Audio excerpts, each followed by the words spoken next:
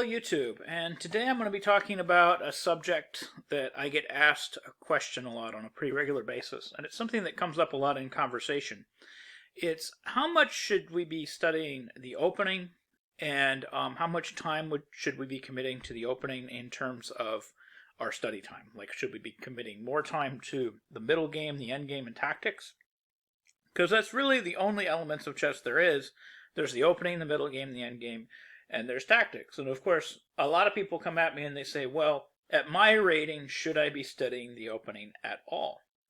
And so I want to answer this question, and I want to answer it truthfully and honestly, the way I approach a lot of things on this channel, where I try to just give you the straight facts instead of trying to push a narrative. So the truth is that the opening should be studied at every single level of chess.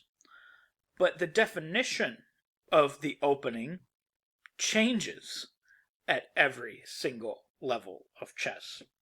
Okay, so like Kasparov's definition of the opening, his preparation might go deep into the endgame. It might be 40 or 50 moves deep, depending on what he's studying.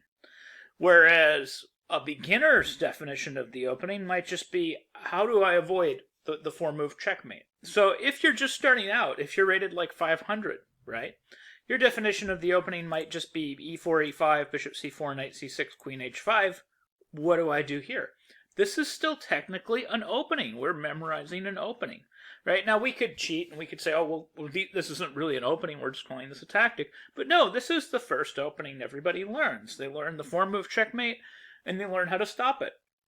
So when you're starting out, this is basically your opening repertoire. Your opening repertoire is, okay, what is the four-move checkmate? Can I play knight f6 here? No, they're going to play queen f7 mate. Oh, okay, so I have to avoid that. Okay, so after they play queen h5, I need to play g6, and I need to block the four-move checkmate. Right? And then maybe later on, you start learning more sophisticated stuff. Now, here's the other thing about chess and about openings in general. Is there is no separation in chess between the opening, the middle game, and the end game and tactics. This is just ways that we separate chess for simplicity of study. But in reality, there's no separation, because when you're studying the opening, you're actually learning a whole lot of concepts. You're learning how to coordinate two pieces to attack, for example. You're learning what check is. You're learning what checkmate is. You're learning what a threat is. Okay, so when you play queen f3, you're making a threat. When you play knight f6, you're blocking that threat. Now, a lot of kids that play the four-move checkmate as like their main line, they start going, well, I can play g4. Well, what are we learning about here? We're learning about distraction. We're trying to play g5 and distract this knight, and then when the knight moves away, we're going to play queen f7 mate. And if you memorize this next sequence, you're learning about a lot of stuff. You're going to be learning about gaining tempo by playing knight d4 and attacking the queen. And then you're going to be learning about winning material. You know, this knight just capturing this pawn. And then here, let's say they play d3. Now, if you've memorized this sequence of moves, you're going to learn about a lot of really cool concepts. You're going to learn about pins and skewers.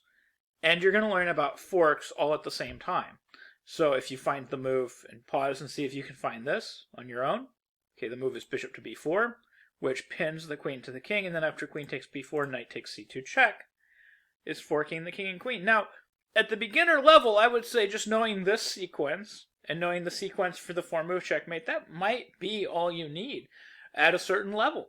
You know, you might not study any more of the opening than that. You'd probably be better off spending more of your time memorizing how to checkmate with a king and queen versus a king, how to checkmate with a king and rook versus a king, even how to checkmate with a king and two bishops versus a king is probably going to be pretty useful. But you're going to at least need to know this as far as the opening goes. And then, as you start evolving as a player, you might start needing to know more about the opening, right? So as your level goes up, so now you're reaching over 1,000, you're reaching 1,100, you're reaching 1,200, so you might start needing to know more. So let's say, you know, we have something like this, and then they play knight f6. Well, one thing that you might need to know about is you might need to know about basic forks. Like, what if they play knight g5? And they attack this pawn twice? What do we do? Well, I mean, a lot of beginners, they don't realize that there's a double attack. So they'll play h6, and then you'll play knight f7, and you'll get a fork. So again, we're learning about double attacks, and we're learning about forks, but we're learning about this through understanding this opening sequence, understanding that, hey, when I have this position, I can't just play h6. I have to play a move like d5. And I have to prevent you from doing this fork. I have to stop it. Okay, so like another way that we can learn about forks is just in this very same opening. We have bishop c4, knight f6. What about knight c3? Well, here we would learn about the fork trick. We would play knight e4, knight takes e4, d5, and that's the fork trick. So again, we're learning about forks, we're learning about tactics, but we're doing it through the opening. Now, at this level, again, this might be some of the only opening preparation you have. You might know about the fork trick, and then later on you're going to learn more about what we call the fried liver attack. So let's say that they played that knight f6 and you played knight g5, okay, and then they played d5 to block this, and then ed5. You're going to have to learn that maybe knight takes d5 isn't such a great idea, because now we're going to learn a lot of concepts about tactics, about attacking wandering kings, and we're going to learn a lot of concepts about development, tempo, etc. that we're going to take with us into other parts of our game and as part of our evolution as chess players and becoming better chess players. But we're going to learn about that through the opening.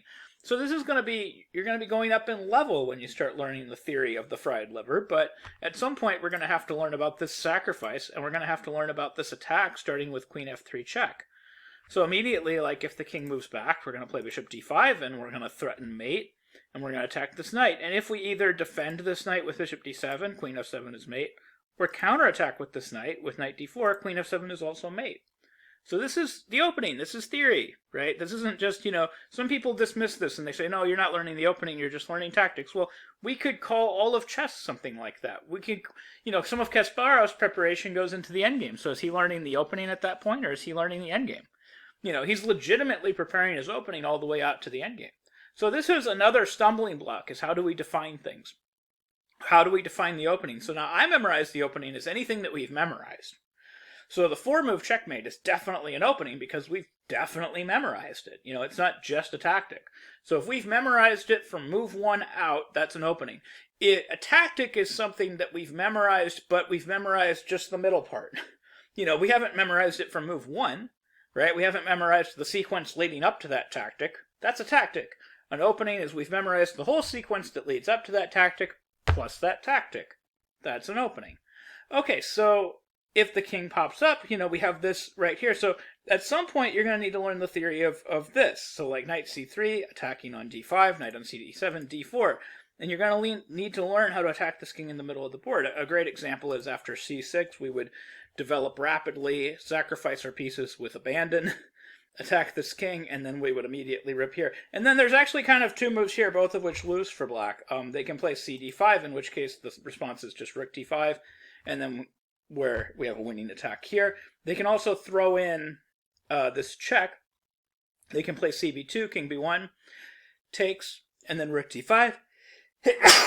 And that's exactly the same, except that we've taken a pawn on b2. But basically this position is exactly the same. So for example, king d6, bishop h4 is going to be a completely winning attack for white. White has just all this stuff everywhere. Even though the material is close to, the material is actually close to equal, this is just a huge winning advantage for white.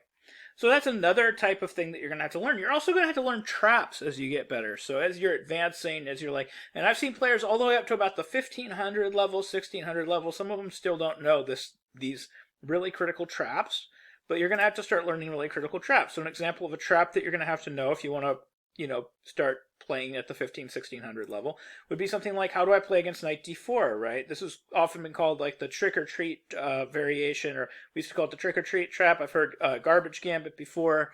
I've heard, I think the actual, I know it has an actual name, but I'm forgetting the name of it because it has so many nicknames, but it is actually named after somebody. It does actually have a name. I think it's like, I'm going to get the name wrong, so I'm not going to guess. But we need to know this trap. We need to know that we're not allowed to take this pawn. So like this knight takes e5 is a known no-no, because after queen g5, black is basically winning.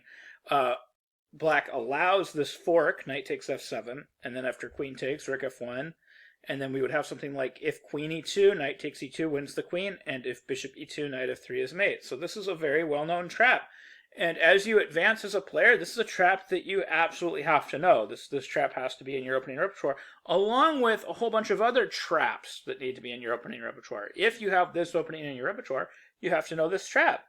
So another thing is like all the traps that you can learn out of a very tricky opening like the Evans Gambit, like even just basic tactics that are going to come up that you can learn out of the Evans Gambit. Like, for example, understanding the loose bishop on the a5 square and traps that revolve around that. A good example of that is, let's say we attack f7.